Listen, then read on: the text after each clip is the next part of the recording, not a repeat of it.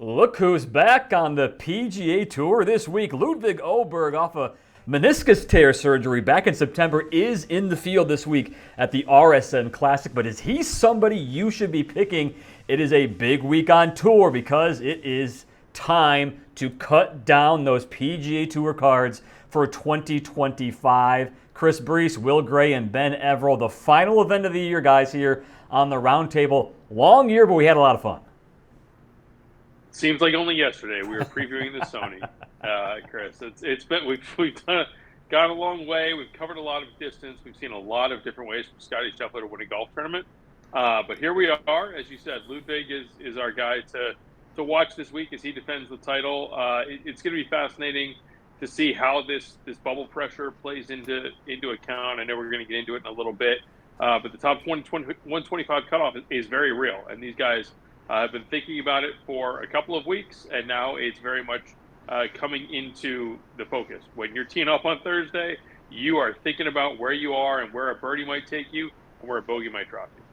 Nowhere to hide. Nowhere to hide for these blokes. And I wish I could hide after the year we've had. You spoke about Scheffler, the non-killer. I think I started the season saying that Scotty Scheffler didn't have that fire in his belly to win multiple times, and yet there he was, absolutely smashing it. So hopefully we can finish off on a better note for the bettors out there from my point of view. Look, you're right, Will. It's one of those scenarios where they have to keep these things in mind. And I do think it is something that the bettors need to keep in mind, especially with in-play bets and going through the tournament.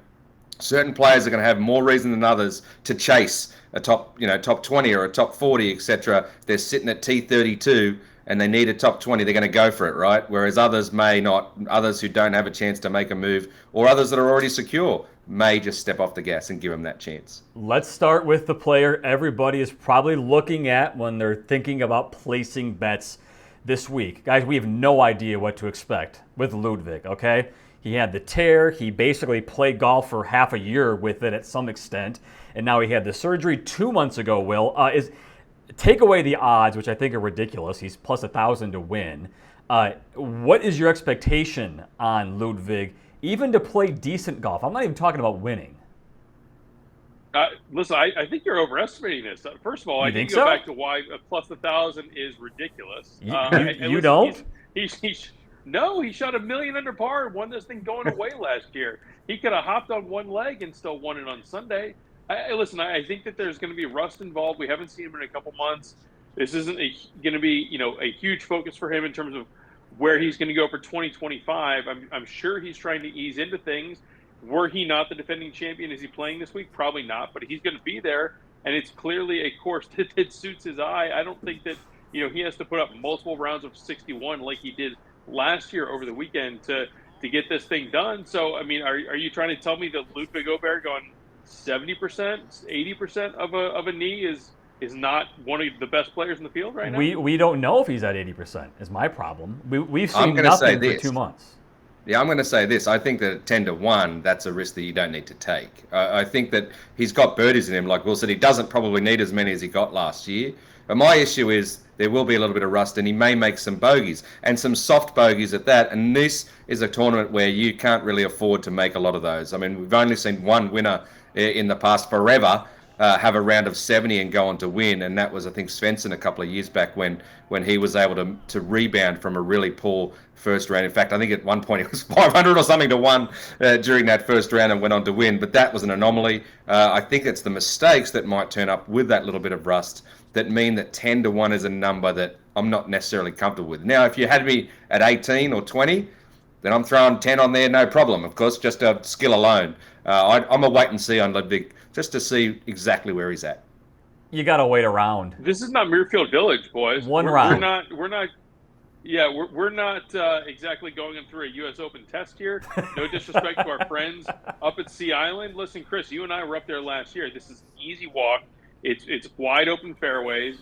This is definitely much more a question of how many birdies can you put on the card versus how many bogeys can you avoid. He literally shot 29 under last year at this tournament. So I think that if you're trying to say, there's going to be rust, he's going to make bogeys.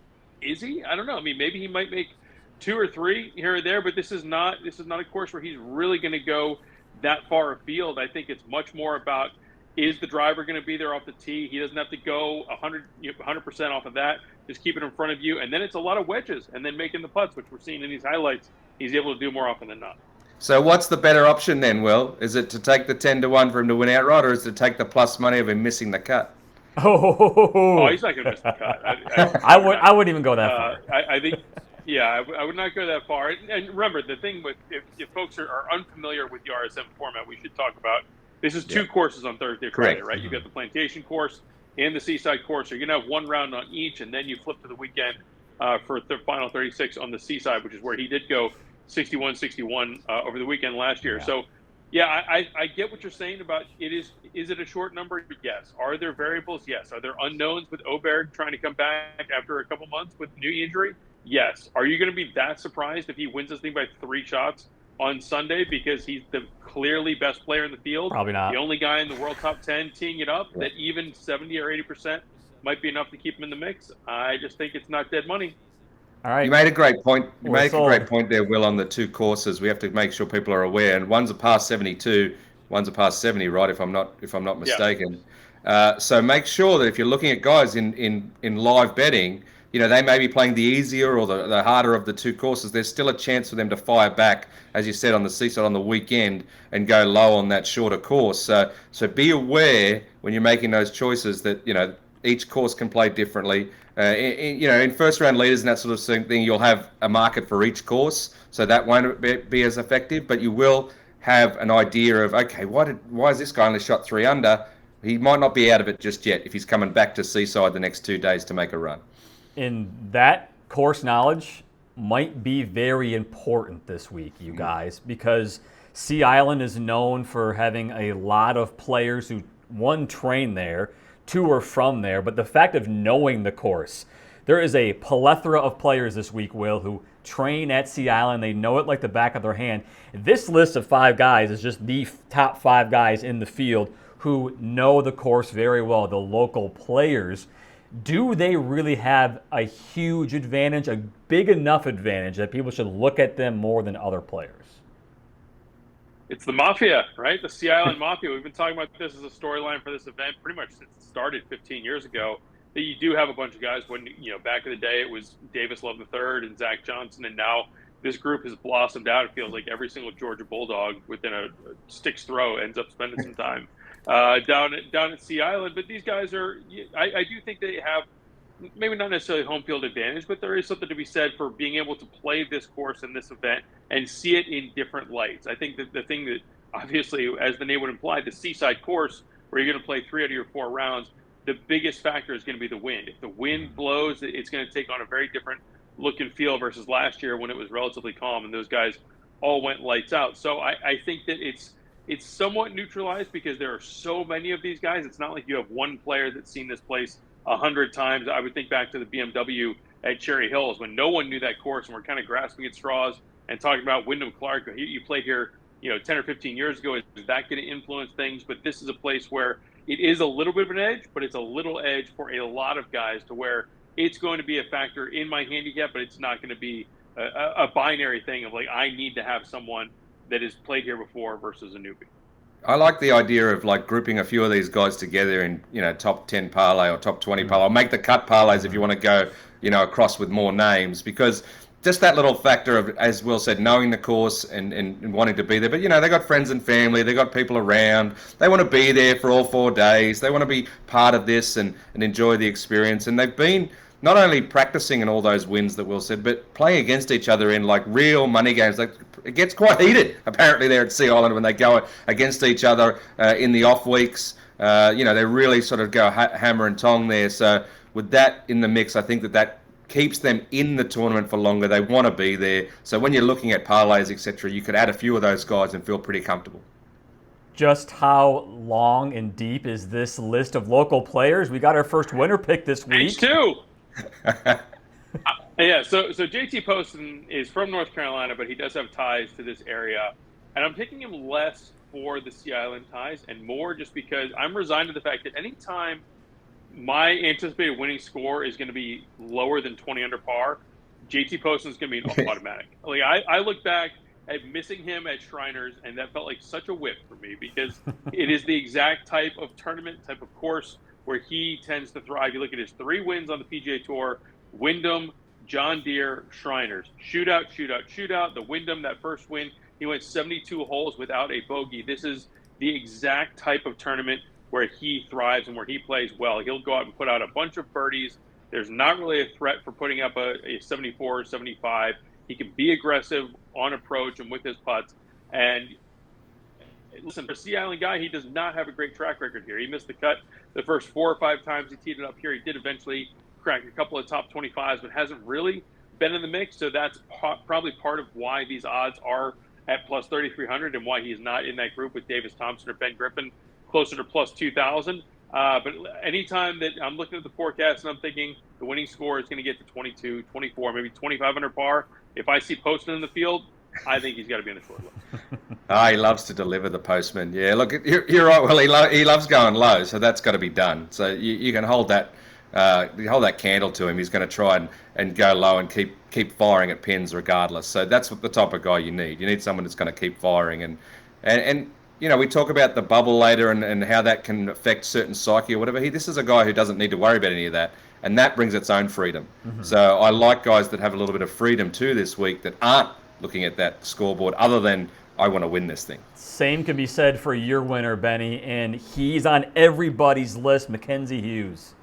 Absolutely. The Canadian, look, 2 seconds here in the last couple of years, or last 4 years. A couple of missed cuts there as well, so it's feast or famine. But the reality is I think he's a better player now than he was when he was second here twice. And to be honest, I'm hung up on this. You guys have heard me talk about it. The post-President's Cup bump for international players is a real thing. And I think that Mackenzie can just go hammer and tong. He's 51st in the standing, so he's already secure in the Aon next 10. He's got nothing to worry about there. He's going to be in the first 2 Siggies next year. So with that being said, I just like this horse for this course. I think he can go low and feel a bit of freedom to potentially go all the way.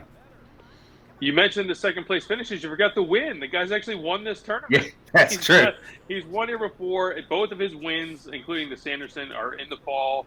He likes this, playing in the Southeast despite being from Canada. He went to school in the U.S.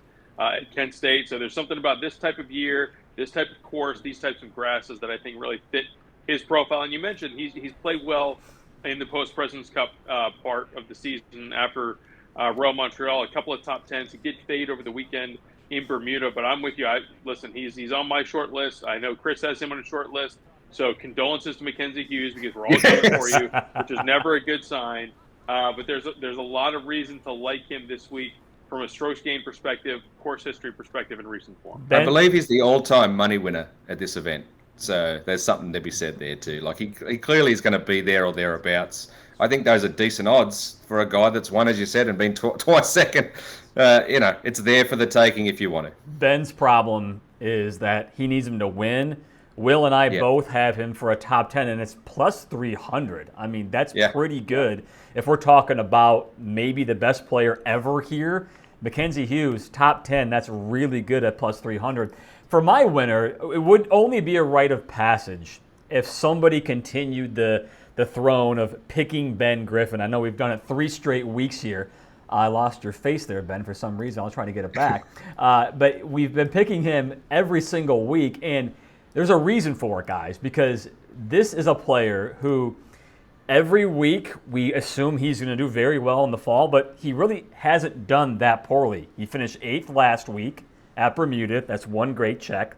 He was 8th here at RSM last year. And we keep saying, this guy's got to win, this guy's got to win, this guy's going to win. And usually it doesn't happen. Ben Griffin feels different, though. Look, I like him, mate. He's actually my top 10 pick this week, so we've done reverse on that. And part of the reason is because I did pick him last week, and I thought he was going to be the man. I liked him the week before that. I think there's something. I've just got this nagging feeling that he's rounding into something big. So while I didn't stay on the win column, I did backdoor, to go back to the top 10, hoping that might jag me something. I do really like him at this time of year. I do like his form. And as you said, 8th last week, 8th here last year. To me, that's trending in both. So we'll see how that number goes. Number 2, 275. Yeah. See, I'm on the other side. I might be selling my Ben Griffin stock. I did have him earlier in the year. I think I have a Wyndham and maybe one other event recently. So I'm over it. I'm done waiting for this Ben Griffin win. I've lost patience. I am not the most patient handicapper in the world, but all of those signs that pointed to him 4, 5, 6 weeks ago are still there, Chris. As you mentioned, this is something where he went to school at North Carolina, is very familiar with this part of the country and these types of golf courses, and has had those moments where you look around and you see him on the leaderboard, and you kind of start to get more familiar with seeing him on the leaderboard, and it's not as much of a shock to see him T6, T8, T4 heading into the weekend or heading into a final round. So it's still a question of, are you able to convert these chances into a win of those two, options that you're flashing on the bottom? I'd rather have him at plus 275 for a top 10, knowing that he's going to be able to get in the mix, than potentially try and peg when maiden win number one will come. But the strokes gained is there, the data is there, and it wouldn't be a huge shock to see him lifting the trophy. We've seen it before, right? You look back, Kevin Kisner got his first win here, Robert Streb got his first win here. A lot of guys have gotten career win number one at this event. So this is something that would maybe fit more with the trends and more with the precedent than being a bit of an outlier. And to think about it this way, crazy way to look at it, guys, Ben Griffin's going to be a massive long shot in about 2 months when the Schefflers and the Rorys and the Schauffele's and all these top 10 players in the world are back. He'll be a long shot. We've got plenty of long shots this week in the field, but more importantly, you noted it earlier, Will, the fact that these guys are playing for their career on this 125 bubble. We have the 15 guys with the best chance, theoretically, to make the top 125 who are on the outside looking in right now. We've got 126 to 140 up on this board. And Will, you said earlier you think only 2 are going to get in?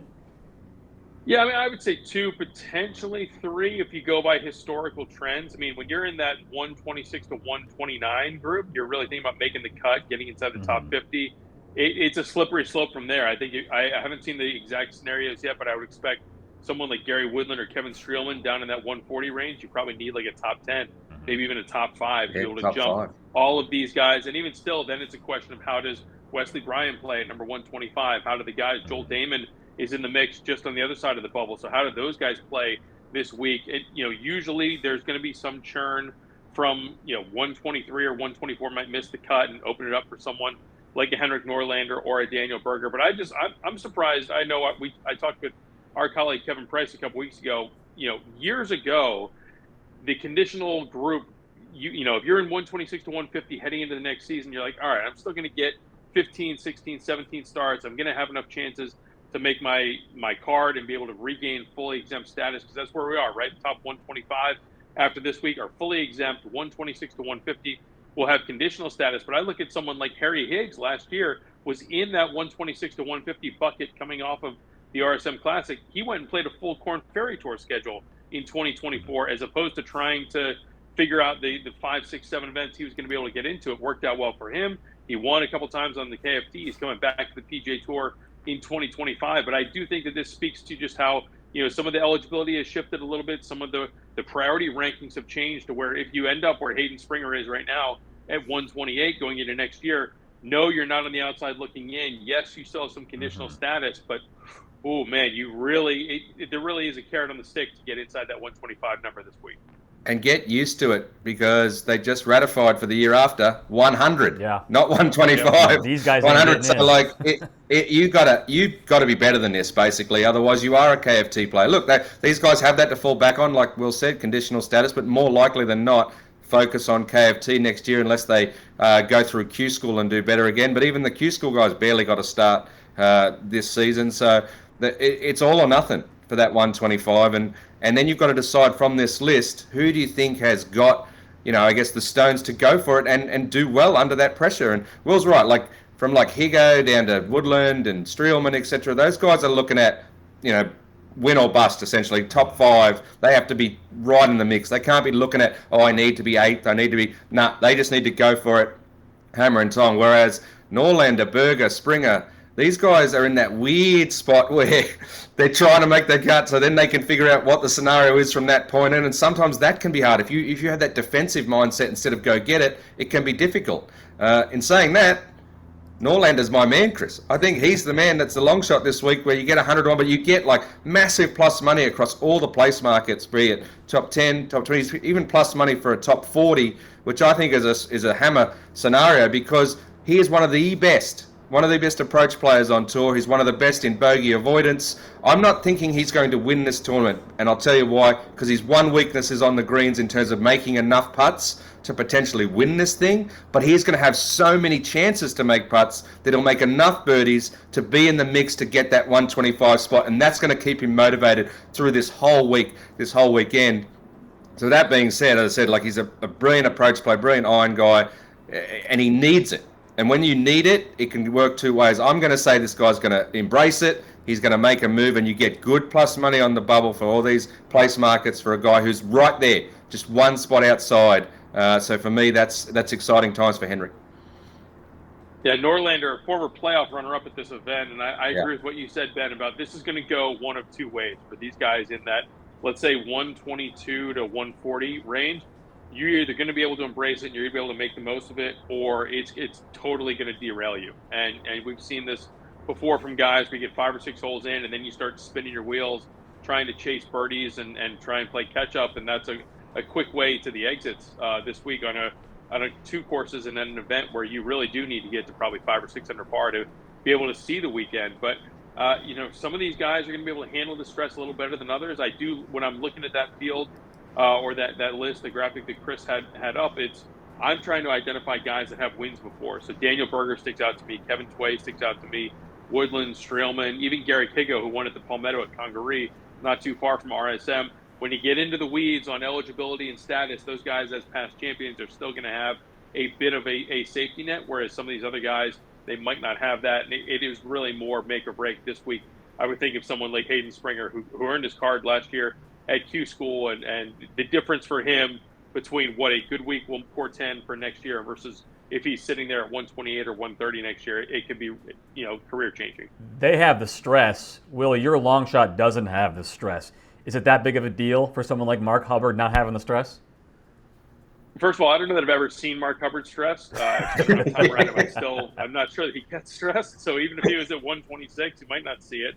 Homeless Hubs has been in the mix, and he is definitely someone that is in that Ben Griffin mold of, we haven't seen the first win yet. He's been around for several years, more of a West Coast guy, but still there are some strokes gained, points to like and some fall form coming in off a T3 finish last week in Bermuda, 2 top 15s out of his last 3 starts, and sitting there plus 5,500. I do think that maybe there is something to be said for leaning towards someone in that range that is just freewheeling, where he's not worried about where the bubble is. He's just out here playing this week, and then he's going to have a few weeks off and re-rack for 2025. I was really impressed with him earlier this year when he made a ton of cuts in a row. I don't know if it ended up being 22 or 23 cuts in a row, somewhere in that range, but he almost went the entire season without missing a cut, which is a remarkable testament to his consistency, all-around game, the ability to take on courses of different difficulties and challenges. So plus 5,500 here for Hubs, and I'm definitely going to take a little bite at the apple there. I'm sorry, I'm laughing here because I love what Chris has put up there as these highlights. If you notice, it's Hubbard at +4 and +3, and he was just hitting a great shot from the drop zone. Like for me, you got nothing to lose. The thing with Hubs is he is rocks or diamonds, right? Like if it's diamonds, it's brilliant. But then he just seems to have this odd blowout hole or blowout mistake from nowhere that costs him tournaments. And there is going to be a day where he doesn't have those mistakes, and he's going to go lights out and smash everybody in one of these events, and everyone goes, why didn't we see that coming? And the reason is because, as I said, he makes mistakes which hold him back. So that's my only concern with him. He can grind his way back from mistakes. He can find his way back into tournaments, but not to win one. He's got to get rid of that and eliminate that. If he does, he is, he's the type of guy that every time he plays, if you literally just throw $1, you're $1 on him, and you hope that one time he's gonna cash in at big odds. When you're dropping 4, hitting 5, you got nothing to lose, Benny. I mean, that's the whole point of all this. Okay, I was going through smoothing that bogey, doing just fine. Yeah, right. Guys, I was going through this list of long shots. Is anybody surprised that Sepp Straka is considered a long shot? Because yes. Okay, let's throw it out the window, the fact that Yeah, he has missed the cut 3 of the 4 times he's played here. I get it. Is that justify enough to make him a 50-1 favorite? Because I don't understand. And then you go look at his recent results. He's missed 1 cut since the PGA Championship. I mean, do you think there's a reason why he's this low? You got to get him in your lineup. Has he been playing, Chris? Has he been playing? That's my only concern. Since the Tour Championship, he hasn't. You think that's it? Yeah, he hasn't been playing, so that's the case. But yeah, but he played well enough to make the Tour Championship in the first place. That says something. He was close to last, but that's fine. Correct, and so that's the only concern there is that he hasn't been playing, whereas these other guys have. There's something to be said. You can see there are guys that have consistently played well in the fall. They've got their rhythm going, so he doesn't have that rhythm. But I honestly, it was a surprise for me to see he was in the field. Yeah. I didn't notice it until I was looking at the top nationality and European markets, etc. I was like, whoa, wait, hang on a second, Straka's there. So it is a sneaky one that could pay off for you, absolutely. We talked about rust with Åberg, Åberg. It could be the same with Straka. We just don't know yet. Top 20, top 30. I mean, there's a lot. Well, no, this is a case. This is a case at 50-1 where absolutely you can take a crack at name recognition alone. You can, but you hit the nail on the head too. On the other side of it, he's not necessarily played well here. I'm wondering, why is he playing here? Will, have you got something for me? Like, why is he playing this event? He's a Georgia guy. Yeah. There you go. He went to UGA, lives, lives in Georgia, and might have might be hanging out with some of the CLN mafia, trying to get some honorary citizenship. Who knows? But I would think that his Georgia ties and the fact that it's a drive and not a flight probably influenced his decision to play this week. Yeah. There you go. Get on Sepp Straka. I'm telling you. It's an emotional week. We see a lot of tears, guys. This means the world to these players. This is their livelihood on the line. And it's going to be a fun week this week. Absolutely. So definitely keep an eye on things throughout the tournament. Live bets, look at guys who need finishes. You might get some value on names that you might not necessarily know, but if you look at those lists, if you look at guys trying to get conditional status, you look at guys trying to get full status, you look at that Aon Next 10, guys trying to get inside the signature of the first 2 signature events, you will find some value. Give myself a plug. Look at draws and fades all week at golfbet.com. We'll have some insight into who those players might be as each round goes.